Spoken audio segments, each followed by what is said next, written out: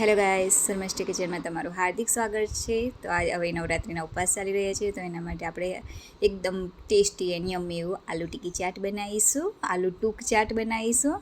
તો ચાલો આની રેસીપી સ્ટાર્ટ કરીએ. તો એના માટે પહેલાં આપણે ચટણી પ્રિપેર કરીશું, ફરારી ચટણી. તો એના માટે મેં અહીંયા ધાણા સારી રીતના ધોઈ અને લીધા છે. એમાં લીલા મરચાં ઉમેરીશું, તમારે તીખાસ પ્રમાણે ઉમેરવાના રહેશે. આદુનો ટુકડો ઉમેરીશું. અને અહીંયા મેં છીણેલું કોપરું લીધું છે, જે તૈયાર રેડીમેડ મળે છે. તે એની જગ્યા પર તમે તાજું કોપરું પણ લઈ શકો છો. થોડા સિંગદાણા ઉમેરીશું, જીરું ઉમેરીશું અને સ્વાદ પ્રમાણે આપણે સિંધવ મીઠું ઉમેરી દઈશું. તમે જે મીઠું ખાતા હોય ઉપવાસમાં તે ઉમેરવાનું રહેશે. અને મોડું દહીં ઉમેરી દઈશું. થોડુંક પાણી ઉમેરીને આપણે એને ગ્રાઇન્ડ કરવાનું છે. તો એને ગ્રાઇન્ડ કરી લઈશું. મસ્ત એવી ચટણી ફરારી બનશે, ટેસ્ટી એન્ડ યમ્મી. તો જો આપણી ચટણી બનીને પ્રિપેર થઈ ગઈ છે. જો કેટલી સરસ લાગે છે. તમારી પાસે બરફના ટુકડા જો અવેલેબલ હોય તો તમે અંદર બરફ પણ ઉમેરી શકો છો. મેં અહીંયા ખાંડ ઉમેરવાનું ભૂલી ગઈ હતી, પછી ઉમેરી છે. તમે પહેલાં જ એને ઉમેરી દેવાનું. તો ચાલો હવે આલુ ટૂક માટે આપણે બટાકાને આ રીતના સારી રીતના ધોઈ અને આ રીતના છોલી લેવાના રહેશે. એકદમ નાની નાની બટાકી આવે છે, જો તમારી પાસે અવેલેબલ હોય તો તમારે એ જ લેવાની. એનાથી ખૂબ જ સારી આલુ ટૂક બને છે. ને આ રીતના 2 પીસીસમાં કટ કરી લેવાનું. જો બહુ મોટા હોય તો તમારે 3-4 જેવા પીસીસ કરી દેવાના એના. હવે એને સારી રીતના 2 થી 3 પાણીમાં ધોઈ લેવાના, જેનાથી એનું સ્ટાર્ચ એવું ઓછું થઈ જાય. અને આ રીતના સાફ કરી લેવાનું, નૂછી લેવાના, એને એકદમ કોરા કરી લેવાના રહેશે.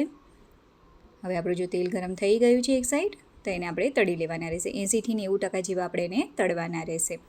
મીડિયમ ટુ હાઈ ફ્લેમ પર તળવાના, એકદમ હાઈ ફ્લેમ પર તમારે એને નહીં તળવાના, જેનાથી અંદરથી એવા સરસ બફાઈ જાય, શેકાઈ જાય એવા તળવાના રહેશે. ખાવામાં પણ ખૂબ જ સ્વાદિષ્ટ લાગે છે. વ્રતમાં ખાવાની મજા પડી જાય એવા બનશે આલુ ટૂક ચાટ આપણે.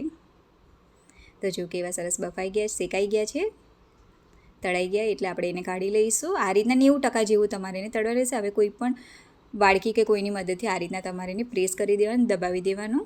જો આ રીતના બધા જ આપણે રેડી કરી લઈશું ટૂક. અને એકદમ હાઈ ફ્લેમ પર એને તળવાનું રહેશે. એકદમ ક્રિસ્પી ગોલ્ડન ફ્રાય થાય ત્યાં સુધી તમારે એને તળી લેવાનું રહેશે. એટલે તમારે હાઈ ફ્લેમ પર રાખવાની, કારણ કે 90% તો આપણા બટાકા શેકાઈ ગયેલા છે, અંદરથી બફાઈ ગયેલા છે, એટલા માટે. તો જો મસ્ત એવા ક્રિસ્પી થઈ ગયા છે. તો આપણા ટૂક બનીને રેડી છે, આલુ ટૂક. જો કેટલા સરસ લાગે છે, ખાવામાં તમને ખૂબ જ સ્વાદિષ્ટ લાગશે. ચાલો તો એને સર્વ કરી દઈએ. સર્વ કરવું એકદમ ઇઝી છે. તમારી પાસે નાની બટાકી હોય તો તમારે નાની જ બટાકી લેવાની. હવે સ્વાદ પ્રમાણે ઉપરથી સિંધવ મીઠું, ફરારી મીઠું જે ખાવ તે તમારે ઉમેરી દેવાનું.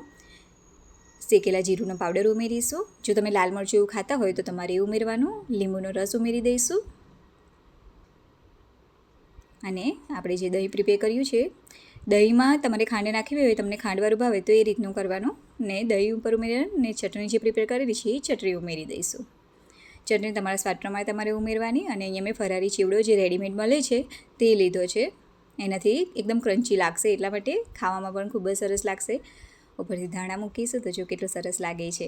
જો તમને મારા વિડીયો સારા લાગતા હોય, મારી રેસીપી સારી લાગતી હોય, તો પ્લીઝ મારા વિડીયોને લાઇક અને શેર કરજો. અને મારી ચેનલ પર ઓલરેડી ફરારી વાનગીઓ છે, તો પ્લીઝ તમે એને પણ જોઈ લેજો. Thank you.